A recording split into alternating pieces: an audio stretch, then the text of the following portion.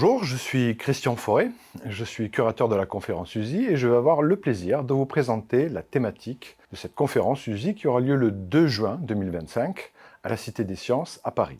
Alors nous avons choisi comme titre la part incalculable du numérique. Alors qu'est-ce que c'est cet incalculable? Cet incalculable, c'est d'abord peut-être et avant tout vous, moi, c'est-à-dire nous tous. C'est-à-dire ce qu'on appelle parfois de manière humoristique dans l'entreprise, avec cet acronyme, le PFH. Et qu'est-ce que c'est le PFH? C'est le putain de facteur humain.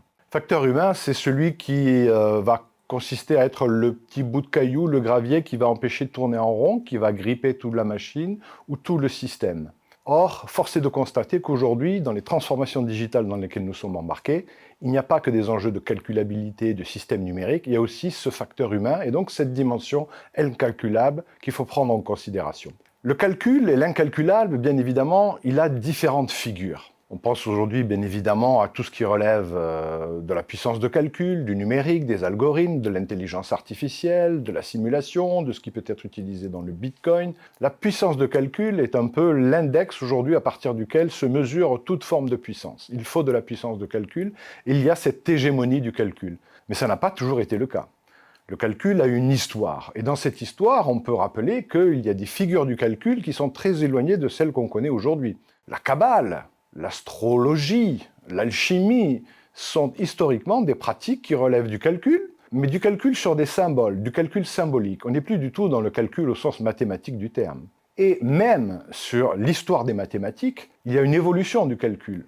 L'invention de calcul infinitésimal va permettre de calculer des mouvements, des trajectoires. Après, l'invention du calcul des probabilités va faire en sorte que le périmètre du calcul va s'étendre jusqu'à cette part qui était a priori interdite au calcul, tout ce qui relève de l'imprévisible, de l'aléatoire et des probabilités. Le calcul va être ensuite étendu au grand nombre, aux statistiques, jusqu'à la datation, ce qu'on connaît aujourd'hui. Donc le périmètre et l'histoire du calcul ne cessent de s'étendre. Dans cette histoire du calcul, il faut rappeler, et nous insisterons là-dessus, qu'il y a peut-être une évolution du calcul qui est en train de se faire à travers des techniques de calcul qui ne vont pas reposer sur du silicium, sur les puces que l'on connaît, mais peut-être sur des environnements humains. C'est ce qu'on appelle le biocomputing, le wetware. Wet faisant référence à l'humide, le calcul en zone humide, c'est-à-dire avec du vivant.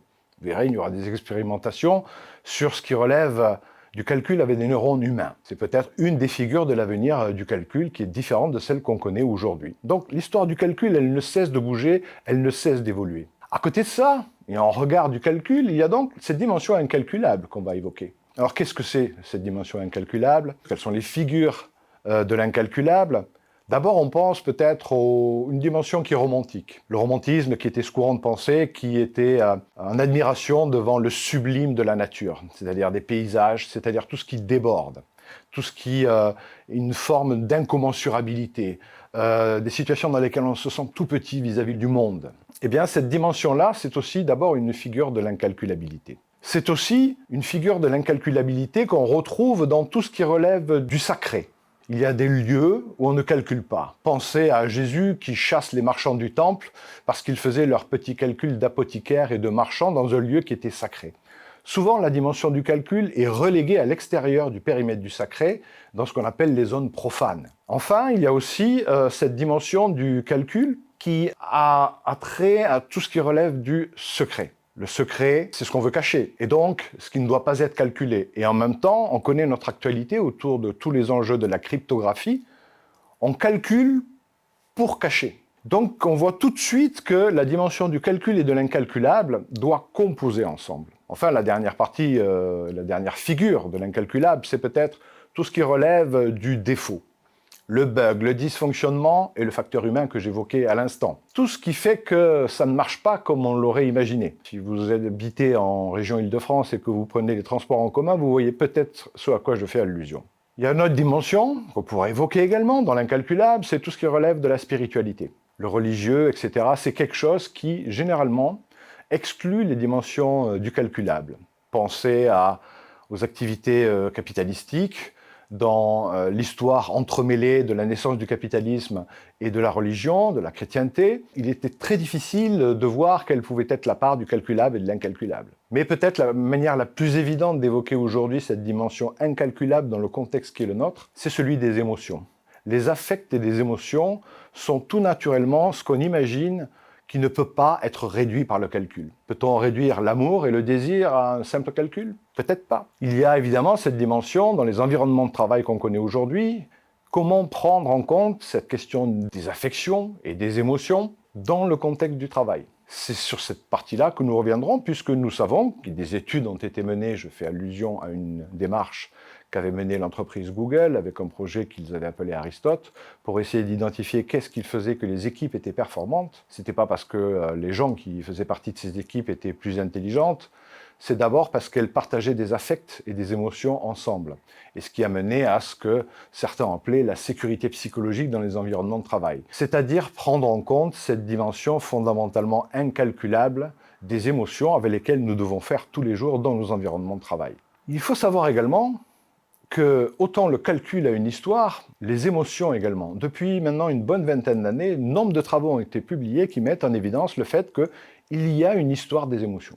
Il y a des émotions qui ont disparu et de nouvelles émotions qui sont apparues. Un côté un peu darwinien dans l'évolution des émotions. Et quand on y regarde de plus près, on se rend compte qu'effectivement, avoir des émotions selon qu'on est dans un environnement préhistorique avec le silex par rapport à un environnement actuel aujourd'hui avec tous ces systèmes numériques, la nature des émotions qu'on a dans les milieux techniques dans lesquels on baigne n'est pas la même. Enfin, et peut-être de manière plus importante, cette journée, dans l'articulation qu'elle proposera entre la dimension calculable et incalculable, notamment de nos activités dans le numérique et dans le digital, mettra en évidence que, il n'y a pas de lumière sans ombre. Il n'y a pas de vie sans mort. De la même manière, il n'y a pas de calculable sans incalculable. J'en veux pour évidence ce fait très simple, qui est que toutes les activités qui nécessitent du calcul intensif aujourd'hui dans le numérique, que l'on pense au minage du Bitcoin, à l'entraînement des modèles d'intelligence artificielle, aux logiciels de recherche opérationnelle ou de simulation, toutes ces activités logicielles nécessitent à la base, pour être en quelque sorte étalonnées, d'avoir des nombres aléatoires en input, mais des nombres vraiment aléatoires, c'est-à-dire incalculables, imprévisibles. Or, on ne sait pas générer des nombres incalculables. On ne sait pas générer des nombres aléatoires. On ne sait générer que des nombres pseudo-aléatoires. Ce qui veut dire que tout l'édifice de notre société qui repose sur le calcul numérique repose sur ce fait qu'on a besoin d'avoir en input des nombres incalculables. Il faut donc combiner le calculable et l'incalculable. Une des manières de le combiner, c'est d'essayer de faire en sorte que nous ne soyons pas schizophréniques dans les situations que nous vivons aujourd'hui et notamment au travail et dans nos environnements de travail. Pensez-y un instant. Avec les développements de toutes les solutions numériques qui nous entourent aujourd'hui, qui étendent nos potentialités, on n'a jamais posé autant la question du sens et la question de la quête du sens. C'est-à-dire que tous ces environnements de calcul ne nous nourrissent pas en termes de quête de sens.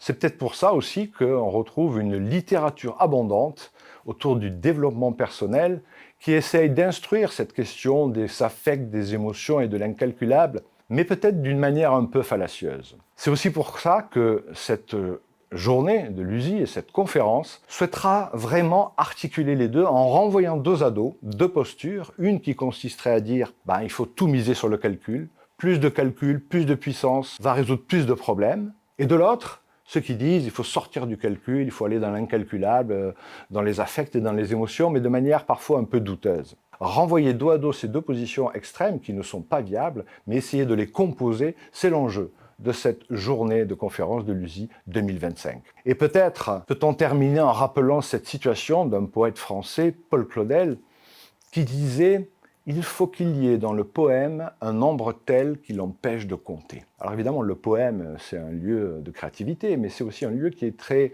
structuré. Il y a des rythmes, il y a des pieds, il y a des vers.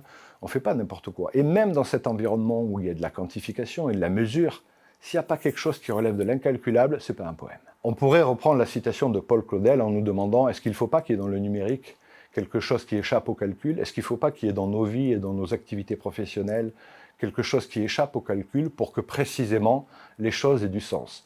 Venez donc trouver du sens et accomplir votre quête du sens en participant à l'USI et en venant nous rejoindre le 2 juin 2025 à la Cité des Sciences.